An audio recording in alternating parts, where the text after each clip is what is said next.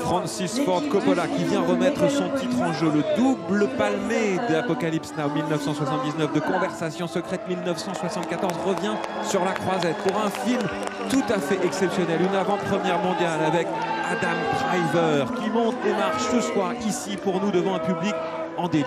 Un film qu'il a lui-même financé en hypothéquant ses vignes.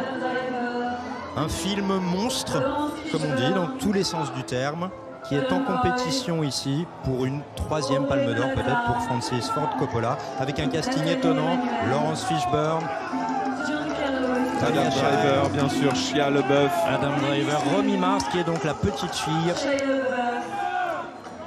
de Coppola, Giancarlo Esposito, l'acteur de plusieurs séries, notamment Breaking Bad, Nathalie Emmanuel, que l'on a vu aussi dans Le Labyrinthe. Olivier, un mot quand même sur l'histoire du film. C'est l'histoire d'Adam Driver qui est un architecte dans un New York futuriste qui va... Et qui s'appelle César. Et qui s'appelle César, oui, parce qu'il cite la romantique, mais qui va... Architecte idéaliste, on peut le dire. Idéaliste qui va se combattre avec le maire de la ville qui lui veut bétonner. Et l'autre rêve d'un monde plus écolo. J'espère que j'en ai pas trop dit. Bah non, ça c'est le synopsis. Un film qui dure 2h18, une épopée futuriste qui cite, même dans son titre, évidemment, Métropolis et Cosmopolis, peut-être Mégalopolis, donc le film de Francis Ford Coppola. Laurence Fishburne, Adam Driver, Jon Voight à côté. Il faut savoir que Coppola, quand il est venu ici en 1979 avec Apocalypse Now, tout le monde, tous les journalistes américains ont détesté le film. Et pourtant, le film repart avec la Palme d'Or. Ex aequo, on vous a déjà raconté l'histoire avec le tambour de Schnoldorf. Mais le film va bénéficier d'un bouche à oreille extraordinaire, notamment grâce au succès du film en France, et va rejoindre les États-Unis et en faire un film culte. Un film dérangeant avec Marlon Brando, souvenez-vous, qui parlait évidemment de la folie de la guerre au Vietnam. Et c'est assez étonnant parce que ça avait été impossible à faire ce film, et c'était un peu le même destin que celui-là, Mégalopolis, parce que ce film a mis 40 ans à se faire. Il a été distributeur américain d'ailleurs. Non, toujours pas, exactement. Distributeur français, mais pas distributeur américain. Pour la 2e fois de sa carrière, il se retrouve dans la même configuration, ce qui nous laisse aussi espérer un destin similaire. En tout cas, on lui souhaite à 80 ans, ce serait formidable et ça réjouirait tous les cinéphiles de la planète. Ici avec toute son équipe, Jon Voight. Jon Voight qui est, vous le savez peut-être, le père d'une très grande actrice, très grande star américaine. Ah oui? Non, je sèche là. Angelina Jolie. Oh. Ah ouais. Jon Voight qui est venu ici plusieurs fois en compétition, notamment dans le Runaway Train de Konchalovsky, mais aussi dans The General de John Boorman,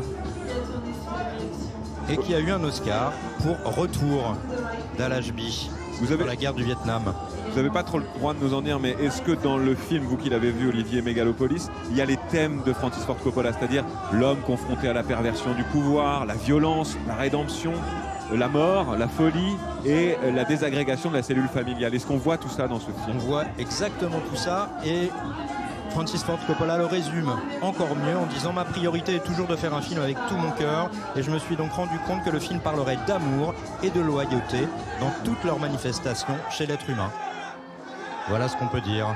Amour et loyauté. Deux de ses grands thèmes dans tous ses films.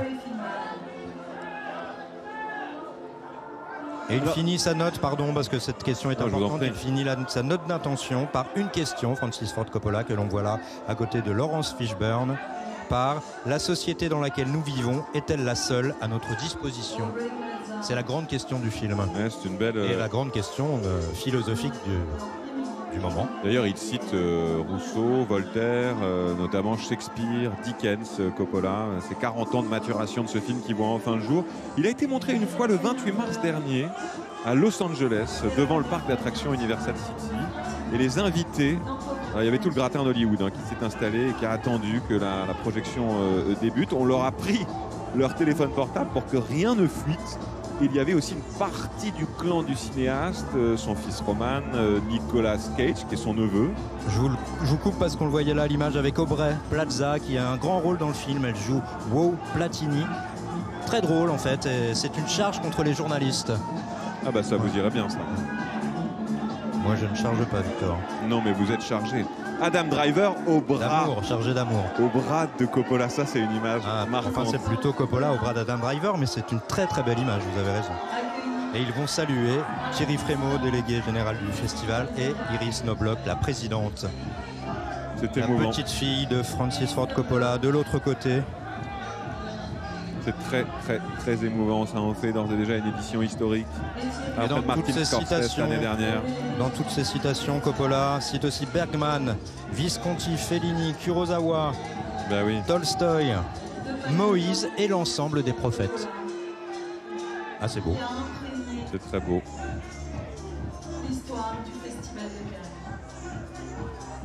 Laurence Fishburne, Matrix évidemment.